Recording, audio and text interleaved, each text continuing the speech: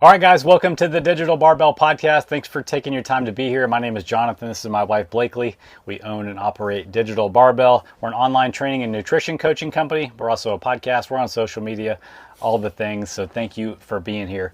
If you want getting in shape to be as simple as possible, if you've ever thought to yourself, just tell me what to do and I will do it. This is going to be the episode for you because we're going to give you a healthy lifestyle checklist. You don't have to follow this perfectly, but we're going to tell you the template for things that you need to do if you want to get in shape and avoid all the nonsense out there. So if that sounds interesting, you're in the right place. Sponsor for today. Uh-oh. You ready for this one? Yeah. We're sponsored by Citrus. Citrus. Holy smokes. So a little bit of background. If you just stumbled into this podcast and you have no idea who we are, we're living, traveling, and working full-time in our Airstream. Right now we're in Tucson, Arizona, staying at an RV park, and we had no idea that, first of all, this RV park is bizarre. I mean, it's massive. Well, it's a KOA, so it's, those are it's kind of like everywhere. a theme park inside of a RV park. But anyway, there's cactus everywhere, but then there's also citrus trees everywhere. If you're watching this on YouTube, you can see there's a tree right behind Blakely right there. Yeah. That's a grapefruit tree that's producing tons of really, really delicious grapefruit. I mean, I'm eating 2 grapefruit per day right now. They're really good too. We have a giant bowl over there in the They kitchen. have lemon trees, they have orange trees, grapefruit trees. What was the other little thing? It's like clementine looking things. Clementine, yeah. No, the We have a kumquat tree in our front yard. I mean, and I read tons of, before we stayed at a place, I read the reviews, and I read tons of reviews about this place. No one ever mentioned, like, all the free fruit that you get. I mean, Right. people are just walking around. They even have, like, fruit pickers you can, like, rent from the office. Oh my gosh. And, like, you can just gather fruit, you know? And so people are just, like, you walk by campsites, they have tons of, like, we have a giant bowl of fruit. Everybody has tons of fruit. I'm like, they're losing money here. Like, if you subtract the amount of fruit Yeah, we are. fruit we're getting for We're free. fruit rich. This is our last day here. We're moving up to Sedona tomorrow. So I'm going to get our little awning pole out. I'm going to pick a bunch of grapefruit before we leave, put us over our cargo capacity. But yeah, so we've been appreciating it. We are rich with vitamin C right now. Yeah, the reason the reason he said it's a weird campground is like it's in Tucson, Arizona, and so we just happen to be here at the perfect time of year where it's like not very hot. Like it's actually chilly. Come back next week. Yeah. And to come back next week and it's like 99 degrees. Whew, I couldn't imagine it. But it's like all concrete. It kind of looks like an airport parking lot because they have like these giant awnings for people to park under. We don't have one at ours. You have to like pay extra to park under it. But they're so high in the air, they look like freeway on-ramps. Yeah. So when we pulled in, I was like, what is this place? It looks like an airport parking lot to me. But it's actually really cool. Yeah. Once you're inside. But We were kind of turned off originally. Actually, like, do we want to stay here? But now that we've kind of settled in, like we get why people come here. We have a beautiful spot. We have like a fire pit. We have a high top table, 2 Adirondack chairs. We have like giant cactuses. You know, it's a great little private spot. Yeah, we lucked out. We've been just chilling at the KOA since we've been in Tucson. Yep. And not to get too far off topic, but we did shoot some video today of before we like packed up the truck of all the workout gear that we have with us on the road and how we fit it all in the truck. So we're going to get to work on editing that. So if you're interested in seeing that, make sure you subscribe and we'll get it up in the next week or so. Yeah. We've only been to Arizona one other time, and that was like to visit some friends and go to a concert. So I wouldn't even really say like I knew what I was doing in Arizona. But, you know, one thing that's been crazy about being in Arizona is the time. Yeah. Like, it gets early. By 5:30 in the morning, light. By 5:30 in the morning, it is pure daylight. Mm-hmm. And by 7:30 at night, it's pure night. So because it's like... We're on Pacific time. I really thought, I mean, when I just look at a map, because we used to live in Idaho is on mountain time. And so when I would look at a map, I would think I would assume Arizona was on mountain time. It's on Pacific Coast time. Makes no sense. It makes no sense. And so the hours are all strange here. So you have to be like an early riser. This morning at 6 a.m. we were up doing laundry. Like by 8:30, we're like, what time is it? We had eaten breakfast, walked the dogs, done 4 loads of laundry, and done 2.5 hours of work already. You can be so productive here, but then by 7:30, I'm like, is it time for bed yet? Yeah. What does it mean about us if we go to bed at 8 o'clock? Oh man. So anyway, all right. So back to the healthy lifestyle checklist. So we get questions all the time from friends, family, prospective clients, and they're wondering things like, should I do cardio or weightlifting first? Which one is going to help me, reach my goals Yeah. faster? What about my cortisol? Is that like out of whack? Is that causing me problems? Like, what about inflammation? These are the kinds of things that 99% of people don't need to worry about, but it's really easy to get bogged down in them, and they'll make you so depressed, so sidetracked, so overwhelmed that you'll end up not being able to focus on the things that actually move the needle with your fitness, and you're just staying on this hamster wheel of frustration. Well, the noise, like you hear a lot of people talking about these different buzzwords or things Yes. that are going on, or you hear it on like the TV shows Yes. and stuff like that, and like, oh, should I be worried about that? Yeah, or like some influencer or celebrity like mentions Yeah. something. Oh, maybe that's the missing piece for me. And you get off on a tangent and you miss out on the things that actually matter. There's this principle called the Pareto principle, and it's the 80-20 rule, even though the 80-20 rule has really been misconstrued into this thing where it's now like thought of as, if I'm good 80% of the time, then the 20% of the time that I'm not good won't keep me from getting results. What the 80-20 rule originally meant was that 20% of the things that you're putting your effort into are going to get you 80% of the results. So you don't have to focus on everything. Just put the majority of your intention, your time, your resources into those 20% of the real needle movers, and you'll get 80% of the possible results. And that's exactly what these things on this healthy lifestyle checklist are. These are the 20% of things that if you do consistently, not perfectly, but consistently, you can make so much more progress than your friends, your cohorts, and yourself in the past. Yeah. All right, you want to get into these things? All right, let's do this. Okay, so you definitely don't have to do all 10 right away. And Meet yourself where you are. as before we start these are going to be things you already probably know anyway. Yes. So you can, if you already know all this stuff, just Send turn it- it off now. Or send it to a friend who's always getting sidetracked with the most recent trend. Because it's just true. Like it's not always simple, but the basic things are the things that work. It's always simple, but it's not always easy Yeah. to execute them regularly. But I think if we can take the pressure off of some of the things that you might be thinking are important and focus on only these 10 things, you'll feel better about it. Okay, number 1, lift something heavy 2 to 4 times per week. That's it. Lift something heavy. What is it? Okay, so some people are thinking like, well, number 1, I don't want to get hurt, so I don't want to lift anything heavy. Number 2, I don't want to get big, so I don't want to lift anything heavy. So what do we mean when we say lift something heavy? Like somebody walks, like one of your friends would be like, should I lift heavy? What do you say to that person? Something heavy relative to you, to where you are at right now, to your abilities, to your background, to the things you've done before. So, a pair of 15-pound dumbbells might be heavy to you, or a barbell weighted with, 125 pounds might be heavy to you. Right. It's about like your current level of strength. Yeah. Whatever you do now should be like hard relative to what you can do. Like if you can do something 100 times, it wasn't very hard. Yeah. If you can only do it 5 to 10 times, well, that was pretty hard. So when we're talking about lifting heavy, it's not about a specific number on the bar. Yeah. It's about the relative effort that it takes you to do it before you get to doing it a million times, basically. The other benefits of strength training is like strength is basically the basis of longevity and health. We've talked about this a couple times in recent episodes about if you had to focus on getting stronger, building muscle, like as you get older, what should you focus on? But strength training in general is going to improve your circulation. It's going to improve your joint health. It's going to improve your metabolism. It's going to improve your glucose sensitivity. It's going to make your metabolism, make you burn more calories throughout the day, which is your metabolic rate. All those things are benefits for strength training, and those come from lifting heavy, not just doing more conditioning. Yeah.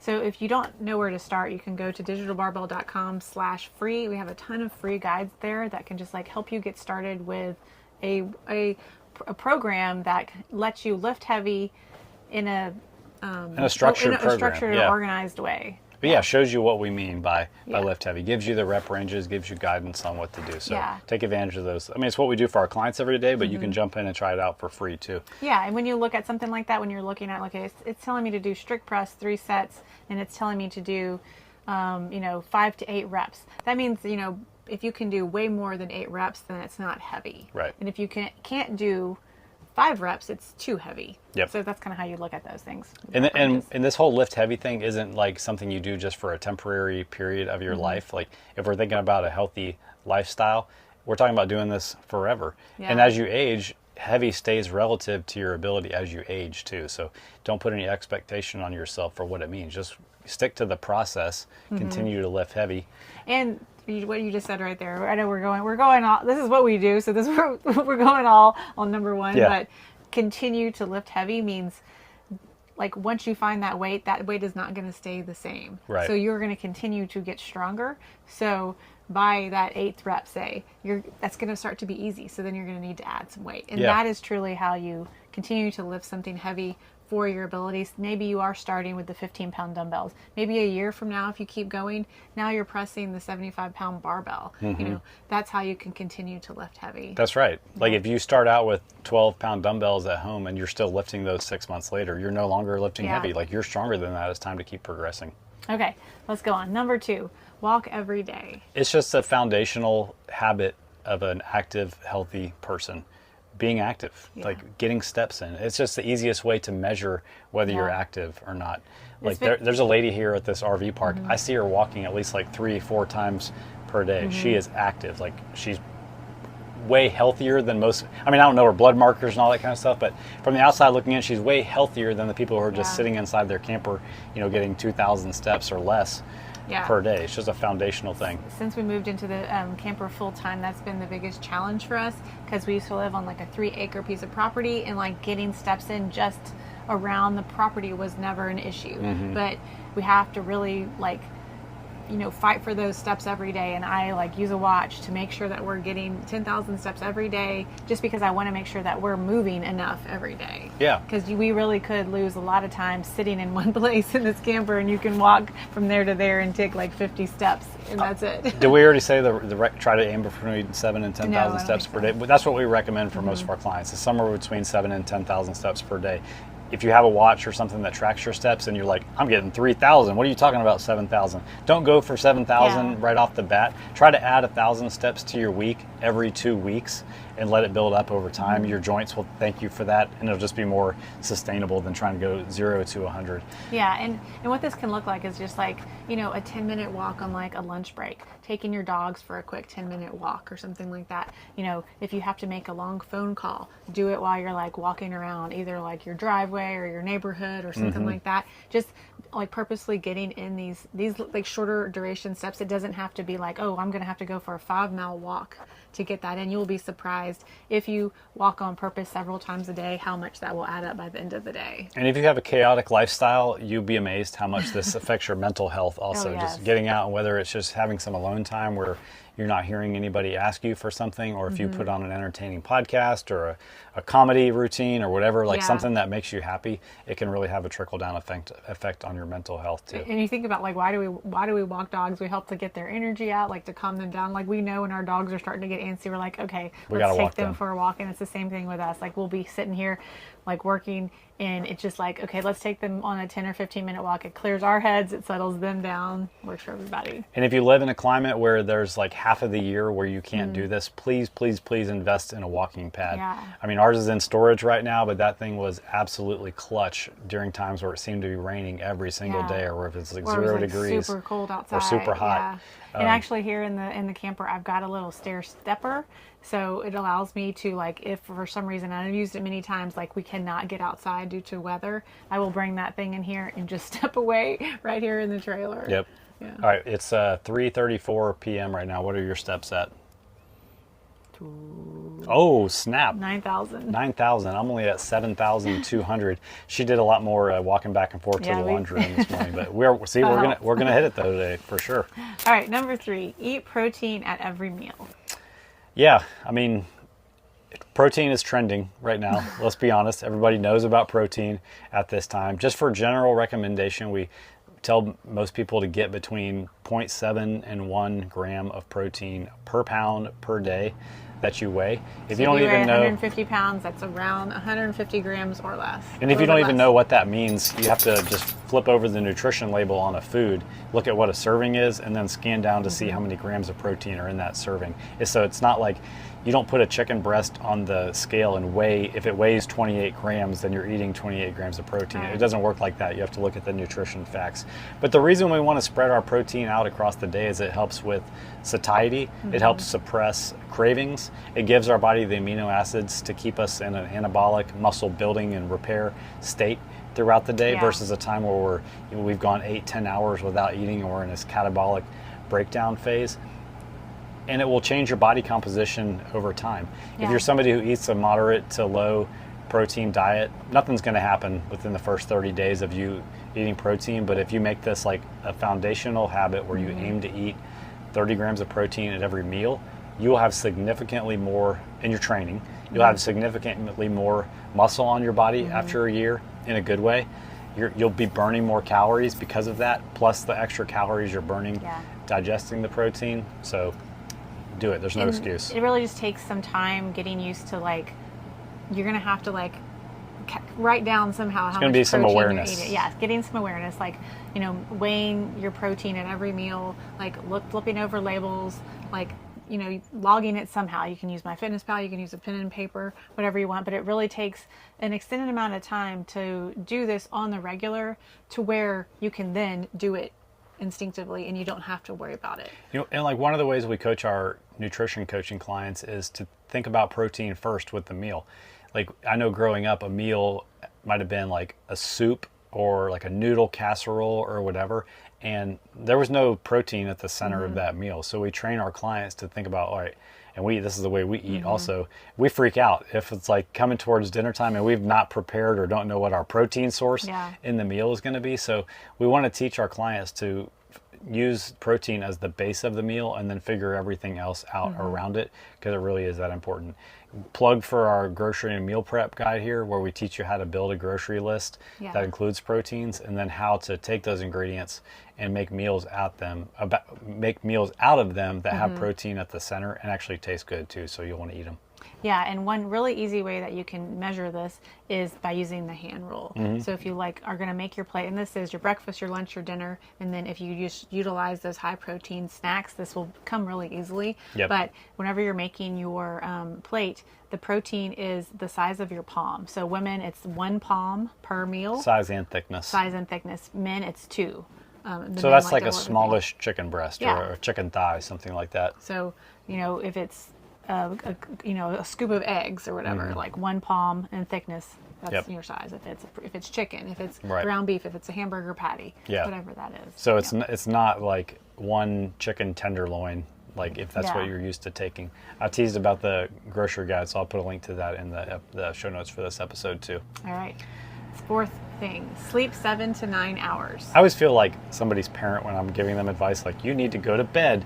But I mean, honestly, everybody's looking for hacks. People spend tons of money on supplements and hacks and that kind of stuff, but sleep is the ultimate hack, and it's free. Not always easy to get because life gets busy and there's a lot of distractions at the end of the night. Honestly, like, if we really were honest with ourselves, we really could go to bed earlier, most of us anyway. We just choose to use that time after the day is over to do something else for ourselves other than sleep, to kind of entertain us. But if you want to, prioritize your health, put 7 to 9 hours on your checklist and get it as often as you can. You'll be really surprised all the trickle down effects that you have. Everything from mood and hunger regulation to better gym performance to just energy throughout the day. Yeah. I mean, obviously, And you guys already know all this stuff, but tips to get more and better sleep, besides just getting in bed earlier, an often overlooked tip to getting more sleep is don't have caffeine after 4-ish p.m., especially not like a high caffeine energy drink. Create a dark environment. All the little like lights that are on in the room, different like things that are plugged in, whatever, like try to get rid of those things so that it really is dark. Keep it nice and cool at the temperature that you prefer. I always laugh when people are like, put your thermostat on like 63 degrees. I'm like, well, what if somebody's cold at 63 degrees? You're not going to sleep well if you're cold. Anyway, find a cool temperature that you like. And most importantly, like, find some kind of routine that you can repeat that triggers your body to know we're about to down-regulate and go to sleep.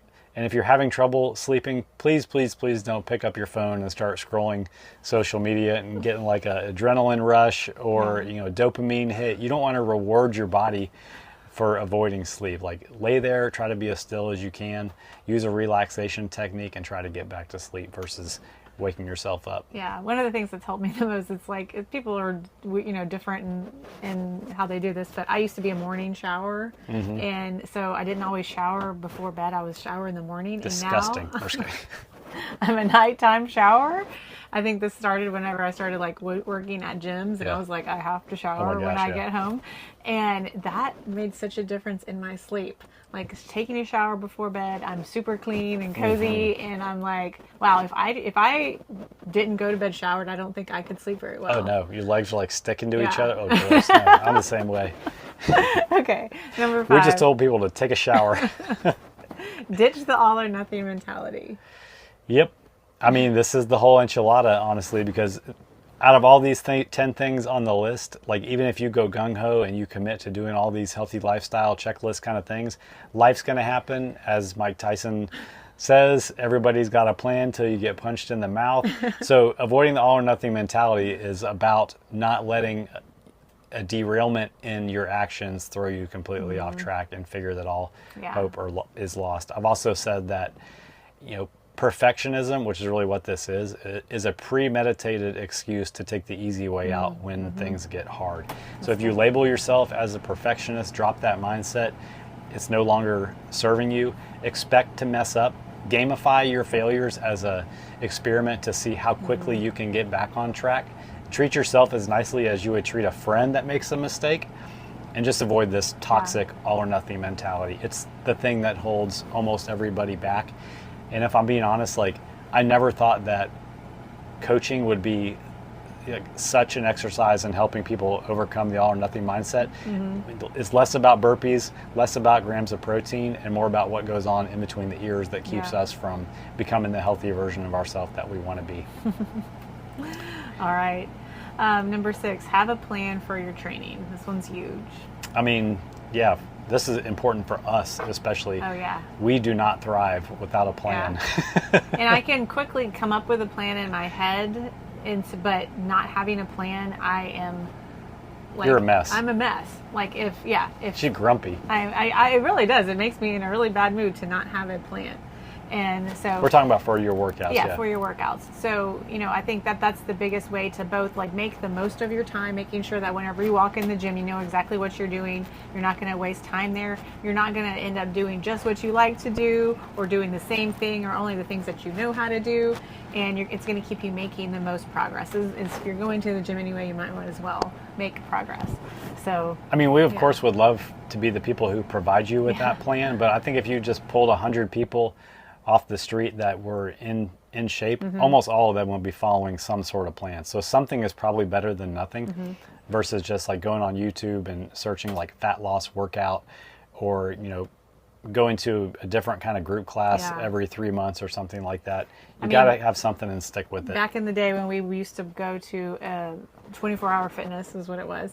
I would go to classes with my friend and then you would go there with no plan and you ended up walking on the treadmill watching the news most of the time. Yeah. And I was terrified of the weight section. Yeah, also. And that's really just like what, like kind of, I went to the gym today for an hour and like, you could have said that back then, but really you just walked on the treadmill watching TV for an hour. There's actually an Instagram or Facebook memory that pops up on my little memories thing every year, and it's one of those times we went to 24-hour fitness and I took a picture, probably with my Razr phone at the time, of the little monitor on the treadmill that said I burned 350 calories or whatever.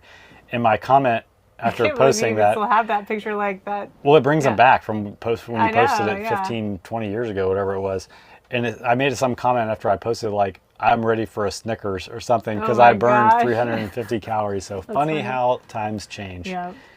All right. Number 7, track your progress.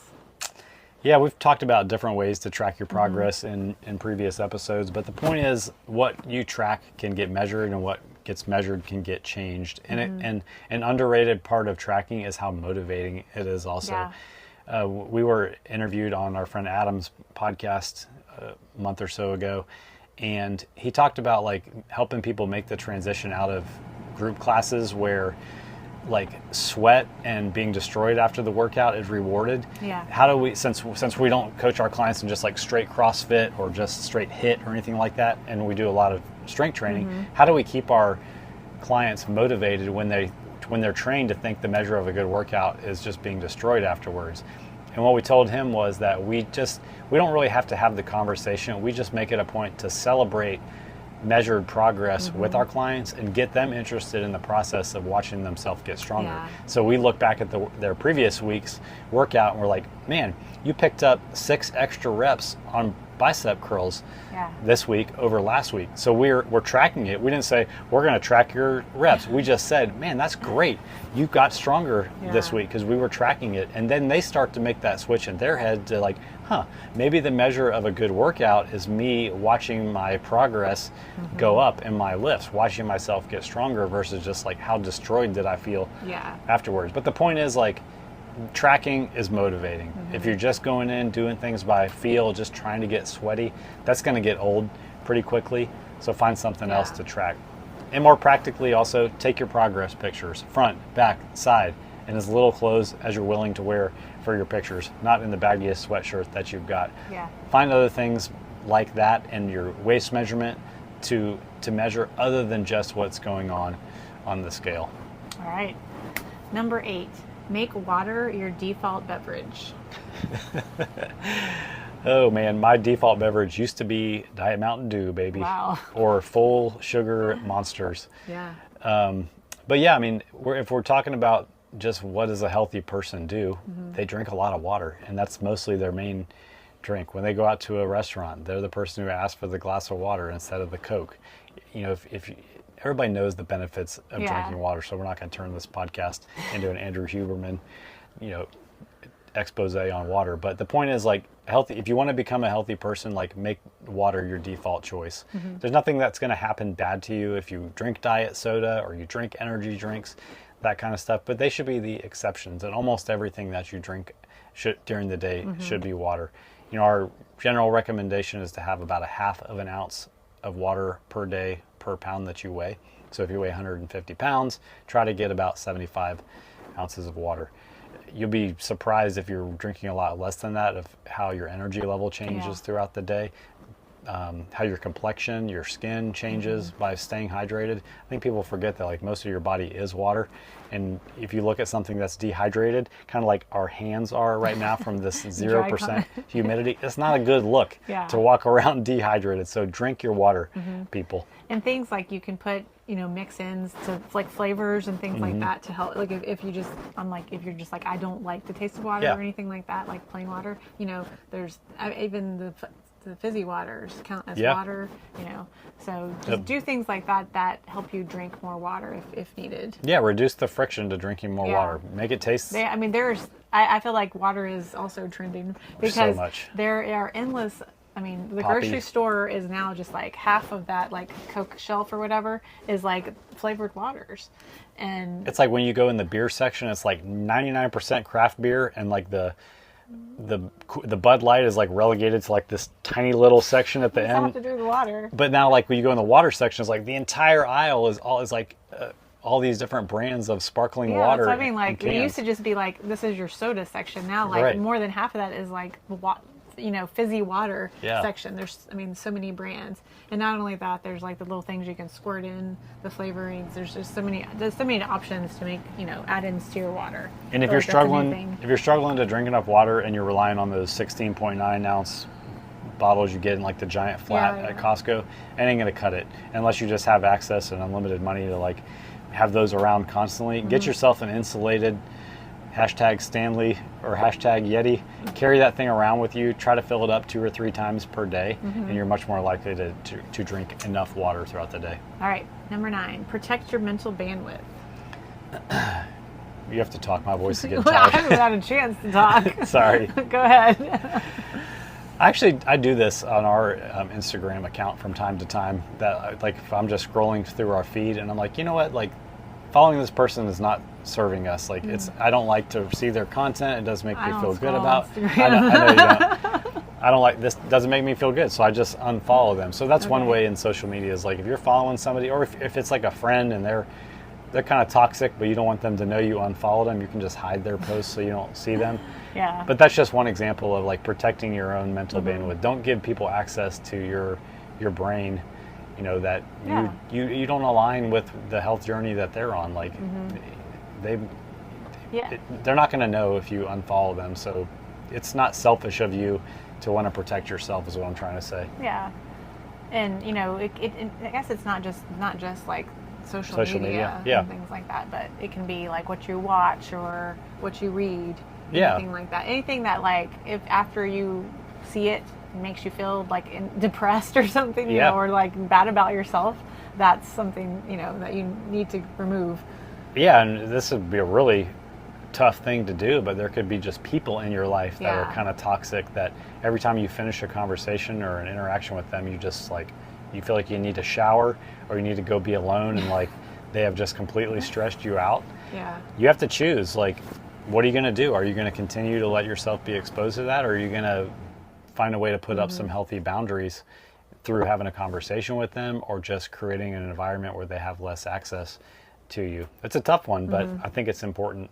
And something you do a lot better than me, so I want you to talk about this one, is like just creating space where nothing is coming into your head. I have a tendency to, if I'm making chicken and it's going to take me 10 minutes to do it, boom, pop in my AirPods and listen to a podcast. But you have a different approach. I do, yeah. And this is not something that I used to do regularly. I used to always have to have like, headphones on or something like that if I was doing something. And I think like it really started with like mowing the lawn, like, and I just like found this like peace and like just doing that task with nothing in my ears. I like to ride in a car with nothing on. I like to, clean the house or do every task that I'm doing with nothing on, so you can literally just like give yourself space to think. And I think like, and a lot of times like working out with no music on helps me, because whatever the task is I'm doing, like I will kind of like be more creative in that moment. So our job is like training and related, so working out without any music on sometimes it just allows me to like think, and I'm like, oh, I had this idea, and it just sparks this creativity because it just allows your brain some space. I've noticed that, like, if we work out with no music, you're much more likely to come up with an idea for either a program for our clients or for a piece of content that you want to create too. Yeah, if there's music on, I'll just be like focusing on the music, singing along and things like that. Yeah, just bopping out to Taylor Swift or Miley Cyrus or whoever it is on at the moment. All right, this last one is probably one of my favorite ones right on here. Number 10, stop starting over every Monday. What do you like about this one? It's just really powerful, and I think that mindset is very powerful, because I can see that being a trap where like you start strong on Monday. You're going along on Tuesday, Wednesday, we're like, oh, it's getting hard. Thursday, it's like the new Friday, and by Thursday night, things are totally off the rails. You're just going to give it up Friday, Saturday, Sunday, and I'm going to start over on Monday. And this can be like nutrition-wise, what you're eating. This can be like, things like if you're tracking your water, like this can be your training. This can be like, this can even be just like habits like you like to do, like making the bed or journaling or anything like that you're like, okay, I want to start to do this every day. And, a few days will go by and you're good, and then you're like, I'll just forget it. Yeah. I mean, start it over. I think people forget that, like, taking off Friday, Saturday, and Sunday of every week, like 100% just off the rails. I think that's like 66% of the week. You're going on track like 66% of the week. That's like not enough to get the results that most people want. So it's super frustrating because you feel like you were doing good. Most of the week is what most people think. Yeah. So, but it's not. It's really not enough. Like, you can't just go in a completely different direction and live a completely different life. But I was just gonna say, like, if you think about all the 9 things that we've talked about leading up to this, none of those things are extreme things that are really hard to do. Eating protein, drinking water, having a positive mindset, lifting weights 2 to 4 times per week. So if you go into this healthy lifestyle with the idea that those are the only things I have to do to be, or only things I have to do to be, only things I have to be consistent with to get results, it's freeing to where you don't feel like you need to live 2 different lives, where you're like a monk Monday through Friday, and then you just need an escape because you were so good and like it was so miserable to get through the week. I need to reward myself on the weekend. So I think a lot of people's natural instinct is to go towards extremes, 30-day challenges, 7-day challenges, detoxes, whatever, that are super hardcore, and you have this list of rules to follow, but they're so strict and impossible to keep up with that you really do feel like you need a break from them every single weekend, and you're just like this pendulum that keeps swinging back and forth, where the 9 things we've talked about so far can easily be integrated into a normal lifestyle. That's called balance. That's the opposite of a pendulum that just does this swinging back and forth. Like, I think as we went through these 10 things, if you're listening to this or watching, there's probably 2 or 3 things that really stood out to you. Some of the things you're like, I'm nailing that already. And then a couple of the things you're like, man, they're right. Like, I've let those things slip, and I know they're part of a healthy lifestyle. Don't worry about doing all 10, like we said in the beginning. Start with those ones that you know you need the most help on. Get really good at those things. Do them for several months in a row before you start adding more of the list in. And before you know it, the progress will be so motivating that, like, this will all just be kind of effortless for you. And we can drop the list in the show notes, so that'll be all right there, so you can easily see it. Yep, sounds good. All right. Hope you guys enjoyed this episode. If you want to see what your options are for working with us, we'll put a link to a webpage that we made in the description below too. So have a good day.